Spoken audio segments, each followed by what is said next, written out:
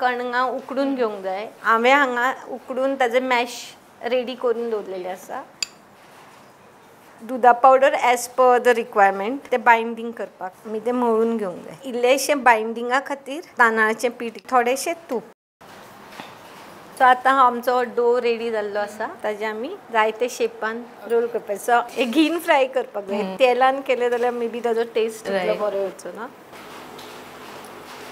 Fry करतकर हे गुलाब जामुनाचे कशे जातात, साकरीची सिरप करतात। हातून थोडे उदक, साकर हे अशें शिजतनाच थोडे वनिला एसेन्स घालपाचे। सिरप ऑलमोस्ट जाल्ली आसा आतां। हे न्हिवून जातकर हे तातून घालून एक वर तरी दवरपाक जाय ते जातासर।